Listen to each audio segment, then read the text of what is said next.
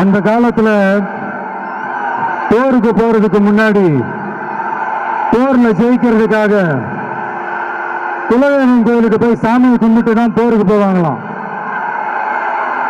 அந்த மாதிரி அடுத்த வருஷம் நடக்க போற ஜனநாயக போருக்கு தயாராகிறதுக்கு முன்னாடி நம்ம மக்களை உங்க எல்லாரையும்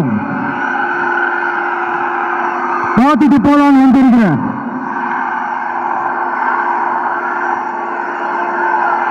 ஒரு சில மண்ணை தொட்டா ரொம்ப நல்லது, சில நல்ல காரியங்களை இந்த இடத்துல இருந்து தொடங்கினா நல்லதுன்ட்டு இந்த பெரியவங்க எல்லாம் சொல்லி நம்ம கேள்விப்பட்டிருப்போம் இல்லையா? அந்த மாதிரி திருச்சியில தொடங்கின எல்லாமே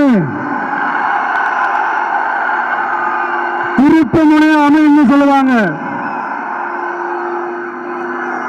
அதுக்கு நிறைய எக்ஸாம்பிள்ஸ் இருக்கு.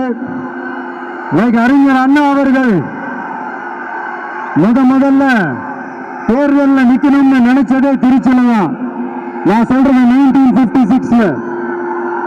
அதுக்கப்புறம் புரட்சி தலைவர் எம்ஜிஆர் அவர்கள் அவருடைய முதல் மாநில மாநாட்டை நடத்தினதும் திருச்சியில தான். நான் சொல்றது 1974. அந்த மாதிரி திருச்சிக்குன்னு நிறைய வரலாறுகள் இருக்குது.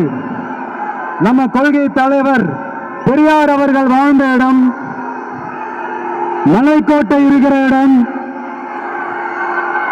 கல்விக்கு பெயர் போன இடம், மதச்சார்பின்மைக்கும் மத நல்லிணக்கத்திற்கும் பெயர் பெற்ற இடம், கொள்கை உள்ள மண் இது.